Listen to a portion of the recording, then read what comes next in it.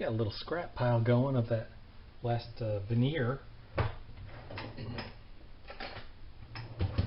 Plywood is put together with a sandwich, the grain going horizontal, and then the next layer will go vertical. Horizontal, vertical. That's what makes it so rigid.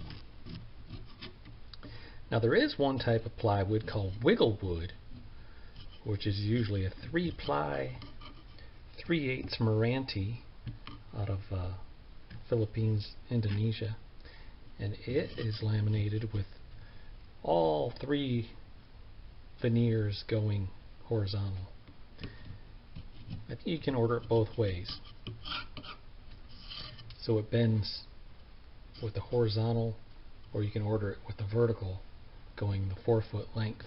It comes in 4x8 sheets. And we used to call it wiggle wood because it was so wiggly. And it was just so wiggly. It used to wiggle its way right out of the forklift. So, got this, the smallest dovetail imaginable here. We'll get into details later.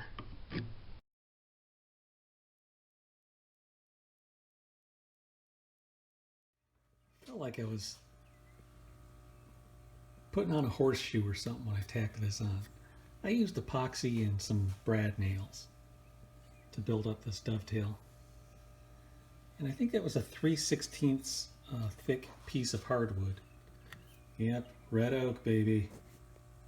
When in doubt, use red oak for strength. But I had to plane it down slightly. And then I got a pretty good fit. I'm gonna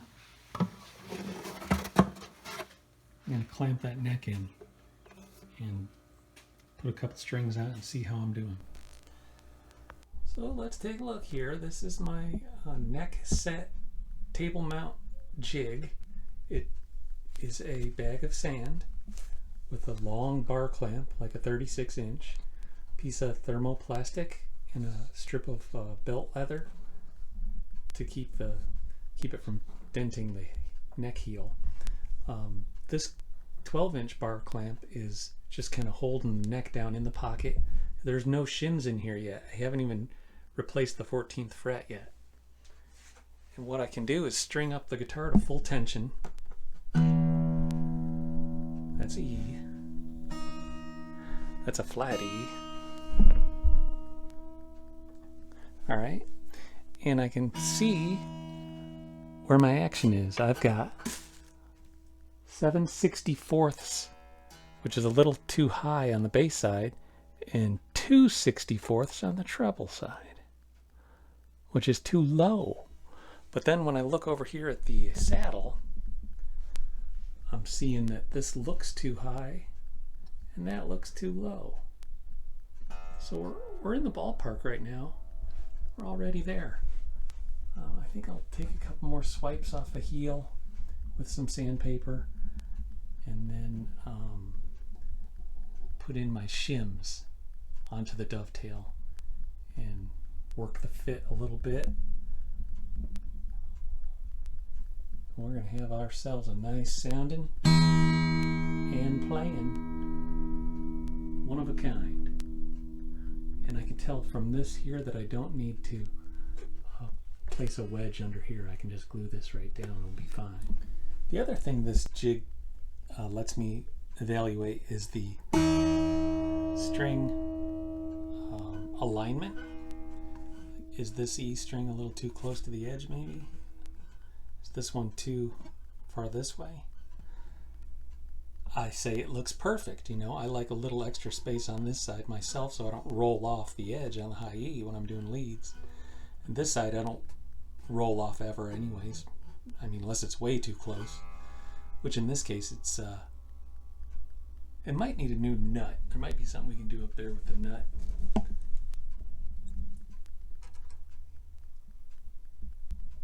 Yeah, that nut, it's too close to the high E side over here. Looks okay on this side. I'm gonna say we're replacing the nut on this guitar. That'll be fun. Right now I'm fitting the dovetail.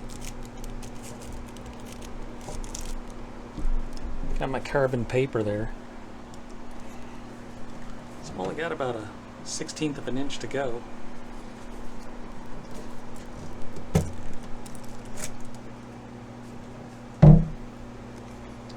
This shows me exactly where I need to take some material off right here.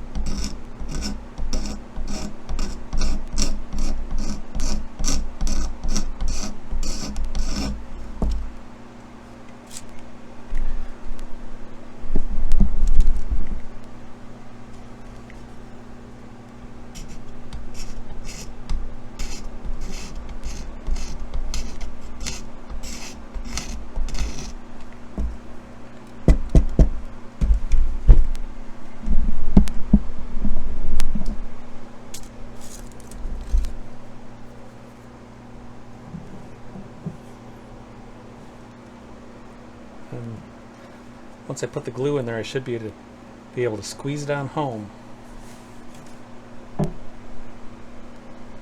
So that's about it. Now I can check.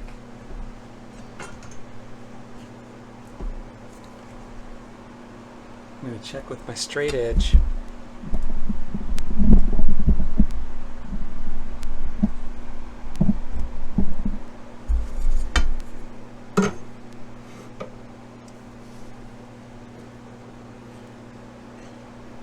Right about where I like to see it.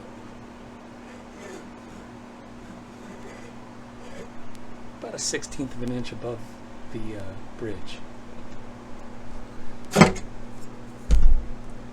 So I'll say, I can take a chance and glue this baby up.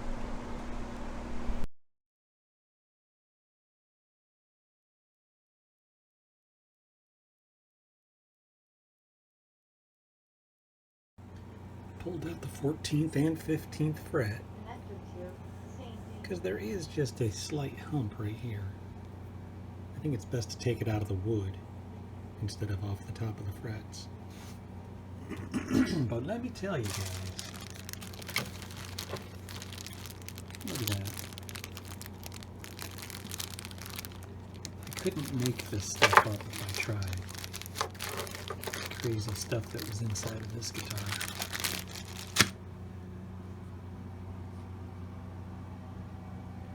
Gonna clean that up.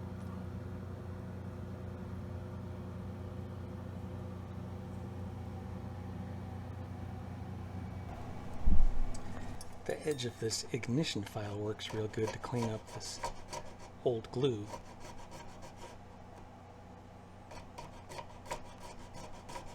And there was a lot of it.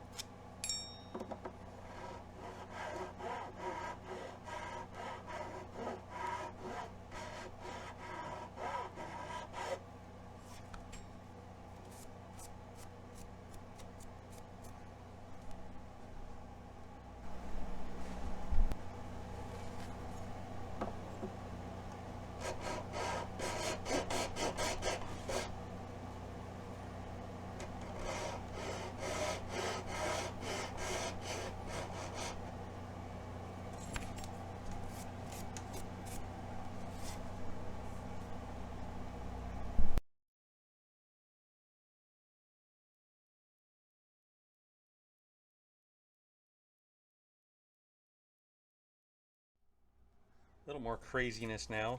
The old stuff that was in here was just real makeshift nonsense hardware store stuff. So I've got a brand new Gibson Half Moon washer and a brass nut.